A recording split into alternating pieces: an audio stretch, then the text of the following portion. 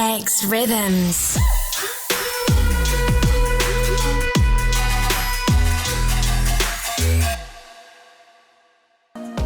I hope that you're okay and that you're just having a good week or day, or I want to say life, but I feel like that's a bit extensive. I've got a bit of a different video today. It's a book review for a book that's called Why Does God Care Who I Sleep With? And it's written by Sam Allberry.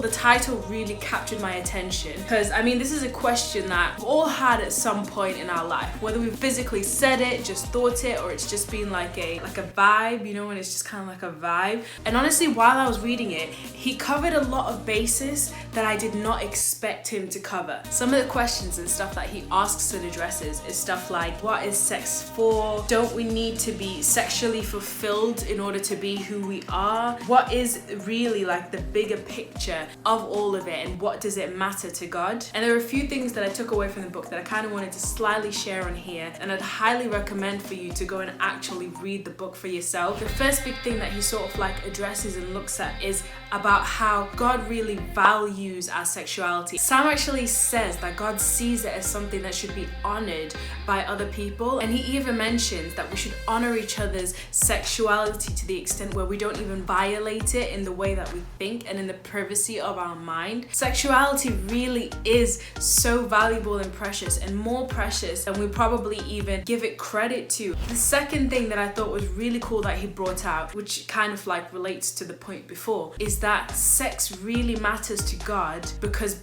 people really matter to God. Whenever we do something that maybe infringes upon our sexuality or harms it, either by maybe something that might have happened to us in the past, unfortunately, he knows like the effect that it has on us. An example that Sam said and really stuck out in my head was about a fire. If you light a fire inside like a fire pit or in like a furnace or something like that, you know, it provides great value to us. It's wonderful. It really draws the house together. It's warm. Everybody likes to sit around it. Maybe we make s'mores. It's just a good thing. But when you put and set a fire somewhere that's not like a furnace or where fire is not really supposed to be, or just let it out loose, it becomes really, really dangerous. And in the same way, our sexuality is easily something that can get hurt. And so it's great for us to do that and to have it in the right setting. The third thing that I really like that he pointed out is just like the idea of like contentment and fulfillment. This is something that's actually really dear to me. Sam really goes into the idea of how we will never find real fulfillment from things that we're looking at just in life and in this world in general. We've seen examples of this of like celebrities, for example, or really rich people who get loads and loads of money, and the richer and so on they become, they get to a point where they just realize like, I thought this was going to fulfill me, but it won't. And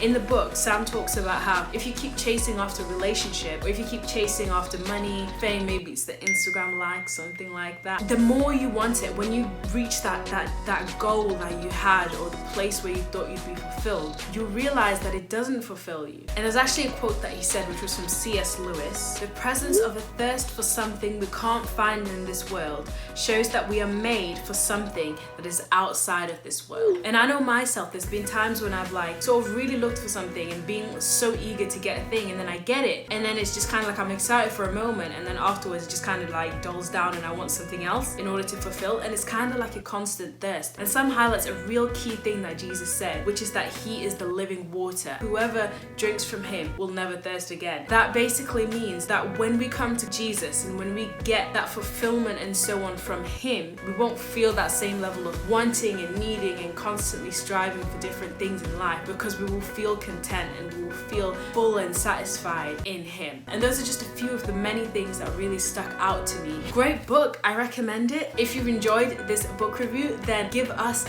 either a like if you're watching on YouTube, or let us know with one of the emoji expressions if you're watching on xRhythms. I hope you really enjoy this, and I'll catch you in the next video.